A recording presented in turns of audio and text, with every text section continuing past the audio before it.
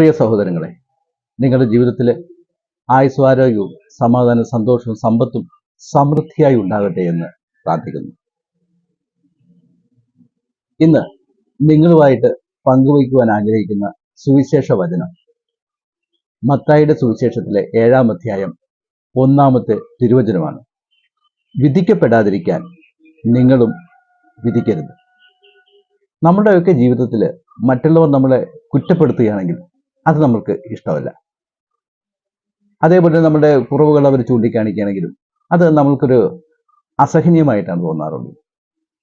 എന്നാൽ മറ്റുള്ളവരോട് നമ്മളുടെ പെരുമാറ്റം എങ്ങനെയാണ്?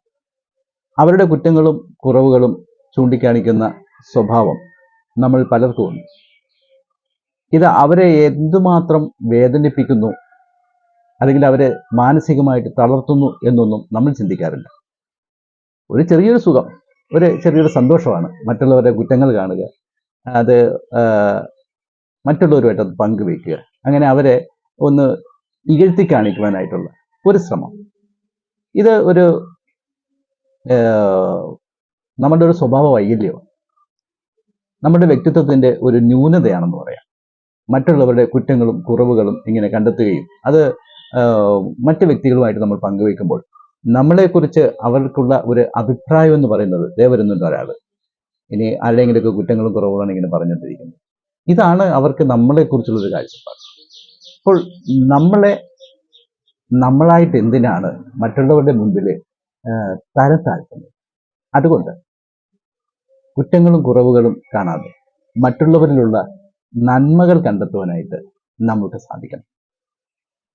അതാണ് വേണ്ടുന്നത്. കുറവുകളില്ലാത്ത മനുഷ്യരില്ലല്ലോ, നമ്മളും കുറവുകളുള്ളവർ തന്നെയല്ലേ.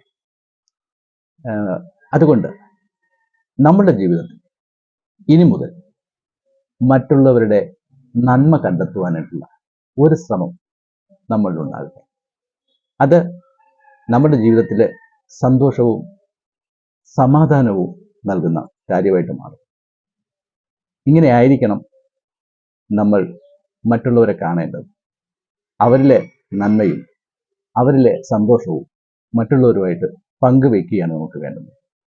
ഇനി മുതൽ നമുക്ക് നല്ലൊരു ജീവിതം തുടങ്ങാം. ഒരുപക്ഷെ നിങ്ങൾ ചിന്തിച്ചേക്കാം, ഒരുപാട് വൈദികർ വചന സന്ദേശങ്ങൾ നൽകുന്നുണ്ട്. എങ്കിലും എൻ്റെ ഒരു ഏറ്റവും വലിയ ആഗ്രഹങ്ങളൊന്നാണ് സുവിശേഷം പ്രഘോഷിക്കുക എന്നത്. അതല്ലെങ്കിലും വിശുദ്ധ ബൈബിളിൽ പറയുന്നുണ്ട്, നിങ്ങൾ ലോകമെങ്ങും പോയിട്ട് വചനം പ്രഘോഷിക്കുക. പ്രിയമുള്ളവരെ, ഈ എളിയ ശ്രമം ഇതിലെ കുറ്റങ്ങളും കുറവുകളും കണ്ടെത്താതെ മറ്റുള്ളവരിലെ ഈ ഒരു സന്ദേശം എത്തിക്കുവാനായിട്ട് നിങ്ങൾ ശ്രമിക്കുകയാണെങ്കിൽ, നിങ്ങളത് ചെയ്യുകയാണെങ്കിൽ തീർച്ചയായിട്ടും അതും ഒരു സുവിശേഷ വില തന്നെയാണ്. നിങ്ങളെ എല്ലാവരെയും ദൈവം സമൃദ്ധമായിട്ട് അനുഗ്രഹിക്കട്ടെ എന്ന് ഒരിക്കൽ കൂടി പ്രാർത്ഥിച്ചുകൊണ്ട് മറ്റൊരു സന്ദേശവുമായിട്ട് നമുക്ക് നാളെ കാണാം.